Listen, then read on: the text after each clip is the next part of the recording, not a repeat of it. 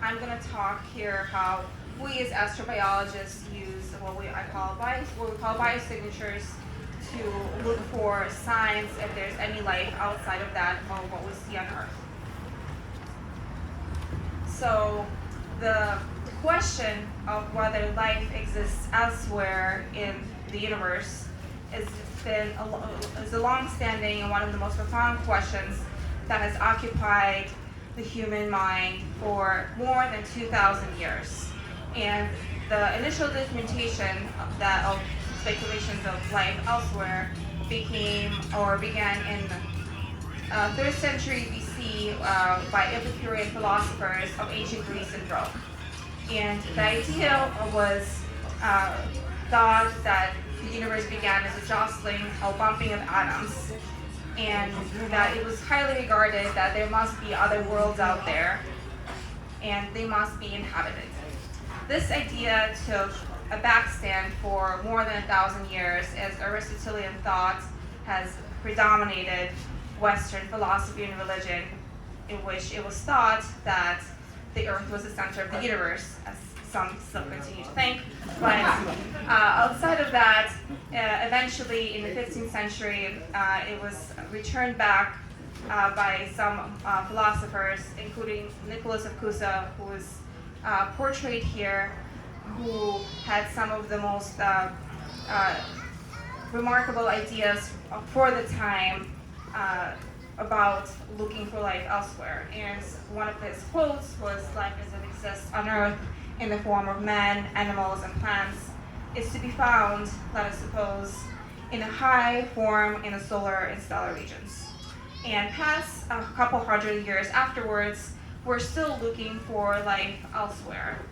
And NASA was established in 1958 with the idea to become part of the looking for, or the space exploration program that was first pioneered by the former Soviet Union starting in 1955.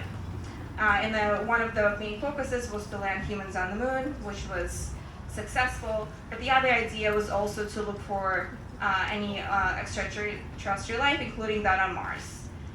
So before we had any images or landings on Mars by rovers and such, or landers, Carl Sagan, who was one of the most prominent astronomers in planetary sciences that have lived then, has then thought, before we had any landings, that there were visible and floating creatures on the surface of Mars.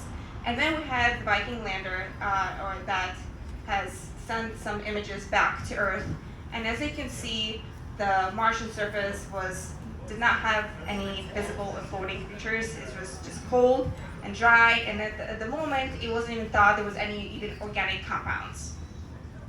Since then, and this diagram encompasses about 60 years of the many missions that have been sent around Earth and Venus and to Mars, of course. But also, as you can see, there haven't been so many that have gone further into the outer space. And so one of the ways that we, as scientists or as astrobiologists, look for any signs of potential extraterrestrial life is called looking for biosignatures. Something that life will leave that will give us an idea that there was something there, biological. So what is a biosignature?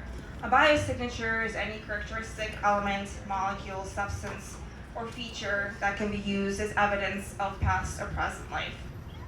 And the best ways that we've thought that we look for biosignatures are places what we call that could be potentially habitable, that have three main ingredients for life. First of all is liquid water. As on Earth, everywhere that we found water, we found life. Second, organic compounds that are the building blocks of life that can build more complex molecules, and eventually, as we know, life on Earth has evolved, they start to replicate. And also energy for these two to be combined and give energy for life to be able to be sustained and exist.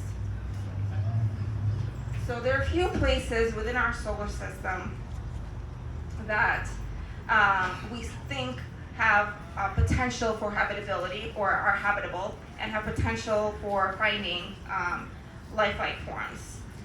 Here I'm going to focus on 3 moons within our solar system: Europa, a moon of Jupiter, Enceladus, and Titan, moons of Saturn. But also there's Ceres, that's a dwarf planet, and also Ganymede, another moon of Jupiter that we suspect have inner bodies of ocean water. And I'm going to just briefly touch upon all of them and why they're so interesting and spectacular. So first of all, and also just a side note, some of the images I'm going to show are just artist renditions. They're not images that were taken, they're just speculations of what the surface may look like. So first of all is Europa. Europa we have observations from the Galileo spacecraft that orbited nearby from 1995 to 2003, that there's observations of a liquid ocean water beneath its icy crust. And also from looking at model observations and also our understanding of tidal energy, Europa, as it orbits Jupiter, has a lot of tidal dissipation energy in its inner core that allows it to sustain this like liquid ocean. And also this gives energy for cycling of nutrients and organic compounds. And in addition, because we know that there is a rocky core somewhere beneath the ocean, this combination of like water and rock is really great for potentially creating life. And we also speculate there may be hydrothermal vent activity on Europa, and that's very interesting, as one of the ideas of where life originated on Earth is in hydrothermal vents. Second is Enceladus. And Enceladus, moon of Saturn, is pretty similar to that of Europa in that it also has an icy crust, and beneath it a body of water. Our understanding of Enceladus comes from observations of Cassini spacecraft that orbited nearby in like 2005, and similar to that of Europa, it also has tidal energy that's leading to an existence of a ocean liquid water. And what's more interesting, in Enceladus, there are plumes that are exhausted into space by geyserite activities. And these plumes are as high as 6,000 miles. That's really high. And what's some of the observations that we've seen that what these plumes are made up out of is water vapor and CO2, ammonia, a little bit of ammonia and methane, but also, and a bit more interestingly, salts and very small silica particles. And these silica particles are critical as they are indicative of the interaction, that there is an interaction between rock and water beneath the icy crust, which is suggesting also potentially of hydrothermal activity. So similar to Europa, it's a great environment for potentially looking for any life when we go there eventually. And third, Titan. Titan is one of my favorite moons of the other ones that I've described, partially because I'm currently working on a project at Caltech related to it, but also something I actually didn't know before I started working on it, similar to Earth as its rivers and lakes that shape the topography of Earth. Titan also has lakes and rivers, but instead of them being made of liquid water, they're liquid hydrocarbons, largely ethane and methane, at a much colder temperature, at about like negative 180 degrees Celsius. But that's really cool. And what's more interesting is that below these liquid lakes and rivers is ice, a layer of ice. And beneath that, we also have what we think is an ocean of water. So, and in addition to that, Titan has a pretty thick atmosphere relative to the other moons. That is about, I think, 50% more thick than that of Earth, which protects the surface from very extreme UV radiation. So it doesn't have the chance to break down any like complex organic hydrocarbons that we form. And hence time can actually potentially have two kinds of life, both life as we know it on Earth because of the liquid water, and also life as we don't know it on the surface by the liquid hydrocarbons. And fourth is this is like a past social world, Mars. So currently Mars is dry and cold. But this was not the case a few billion years ago when Mars is indicated to have had present water. Both there's present lots of like valleys and networks. This is also just like an artist's speculation of what it might have looked like. And the craters that we're exploring now with Perseverance rover and Curiosity were previously filled with water. So this is just like one example of what it may look like. So before, about 3.8 to 4 billion years ago, there was water as we observed on Mars. And that's interesting because the life, as we think on Earth, arose right around that time. So there's actually high probability there may have been something a long time ago. So this is a figure that shows what we think of as biosignatures. And biosignatures range from a whole number of different items, both from atoms and isotopes, elements, molecules, can be cells that be very, very rare, minerals, something that biology can produce versus something that it cannot, and also different distributions of substances and objects that we can see as patterns. And we make these observations on Earth, and then we use them to understand environments that are extraterrestrial, such as the moons of other planets. So this brings me to kind of like using what we know as biosignatures to apply it to looking for life first on early Earth, and if that works at all. So one of the formations was initially thought to have hosted some of the first organisms, or preserved some of the first organisms here on Earth. It's called the apex chert. Chert is a very siliceous rock, and it's really great for preserving any microorganisms. So initially, these are some images of what was found in the chert. And as you can see from a visual eye, they look like they may be remnants of bacteria. And that's what scientists also initially thought. Here are just some more images of the more fuzzy looking pictures of the actual photographs, and the other ones are just drawings or interpretations of what one can see. And so when anyone first looks at these, it does look like remnants of bacteria. But one way to further analyze whether this was actually life or not is using other measurements. And in this case, Raman spectroscopy was used to further understand whether these pseudominerals or features were biological or not. And Raman spectroscopy is a measurement technique in which there's a light or like an energy source that shines on a particular surface. There's interaction of the light with the molecules, and there's an energy shift that occurs, and then there's it scattered back. And based on the energy shift, one can kind of know what's the structure of the molecule. So here in the middle, there are two spectrums. On the bottom hand axis, there's a shift of the energy, and the main conclusion for this was that these were not the same, and it did not belong to the actual features that were of interest. And there was a lot of they're basically showing that the carbon within the rock was not related to the features that were thought to be the fossilized bacteria. And it was not primary, it was subsequent to a lot of alteration and a lot of cooking after it was initially deposited in the rock record.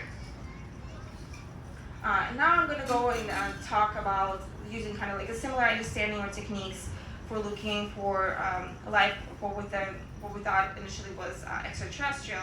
This is a piece of rock. It's a meteorite that fell in Antarctica, I think like 60 million years ago, but was initially discovered in 1984 in Antarctica. And similar to what I just looked or described about in the apex insurance in the siliceous rock, there was some initial documentation that some of the features within it were indicative of prior or Martian microorganisms. These features here are, like you see, like an orange circle, and then like some black brown rim around it. These are carbonates, and they were initially thought to be produced by Martian microorganisms. Same, there's the other features that one saw in this meteorite. There's both like circular features and more like filamentous features that were also initially thought that they were formed by Martian microorganisms. And another additional way of like trying to analyze whether something was biological or not is comparing the features that we think were biological versus in let's say like a rock or like one of the oldest rocks on Earth, to what we know are formed by bacteria without any irrefutability. So some of the pictures on the right on the left are from the meteorite, and on the right are from a Columbia River basalt, where the microfossils there were definitely biological, and comparing it to the meteorites, they seem pretty similar if one just looks at it. But one of the main conclusions was that the features that we saw in the meteorite were actually just completely abiological, and they were formed by precipitation from an aqueous fluid, or were even diagenetic features that appeared after the meteorite fell on Earth and after it was sitting in the Antarctic ice for 16 million years. So, and one of the main conclusions from this, if it takes us years and many different scientific groups and a lot of different instruments to know whether something is biological or not, it takes an incredibly tremendous effort to look for anything extraterrestrial on the moons that we're interested in, or even on Mars. So here I'm going to briefly talk about some of the work that came out of the observations from Perseverance rover that's exploring Mars right now. So on the upper left is the track that the Perseverance rover took in the first year and a half or 2 years of its exploring the Jezero crater, and all the different colors are the different rocks that it stopped, it took pictures of, and took measurements of. On the bottom are the pictures of some of the rocks that it take measurements on. The first three that there's in a red rectangle are natural surfaces, and they haven't had any processing that has occurred. And then on the rest of them are what we call abrasion targets, where a circular abrasion is made by an instrument on the rover, such as to get a flat surface, get a lot of the dust off, and get more natural material beneath the surface to work. And one of the instruments or measurements that I talked before, measurement techniques, Raman spectroscopy, where we're trying to analyze the types of molecules that are present in the rock, especially if they're carbon, is one of the instruments that's also currently on the Perseverance rover. It's called a Sherlock, and there it did the same thing that I described with looking for organic molecules within the siliceous rock. There's a light or an energy source that shines on the rock, there's interaction, and then there's a detector that detects a signal back. And we did the same thing with the Perseverance rover and the Sherlock instrument here. And on the upper right is the number of detections of light that's indicative of some kind of simple organic compounds.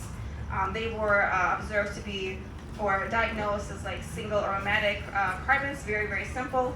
But one of the main points here also is that there are some certain elements, we call them rare earth elements, that can actually give the same features.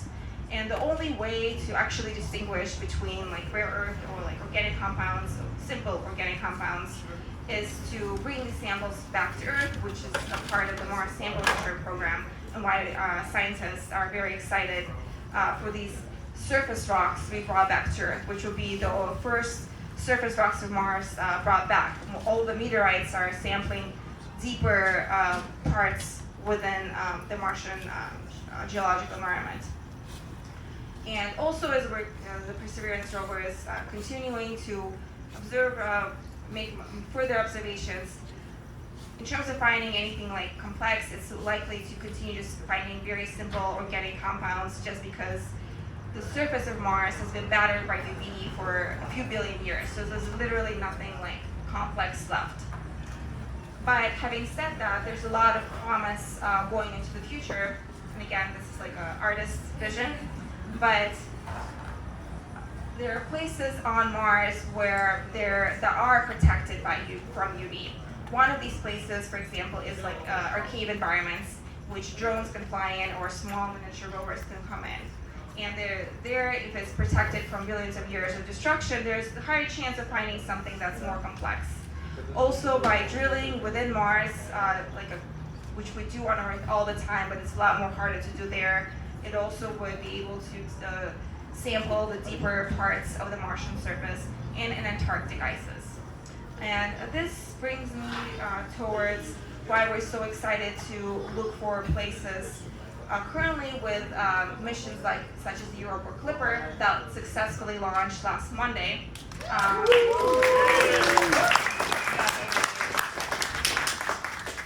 That will be looking at places that we think are habitable now, where we think there's water-rock interactions, again, artist view, and so there's a lot of excitement to be happening currently, but also in the next few years and decades, as we'll be exploring parts and sampling parts of the Europa atmosphere and trying to understand the origin of its molecules that are being spawned into space. And with that, I'll take any questions. Thank you.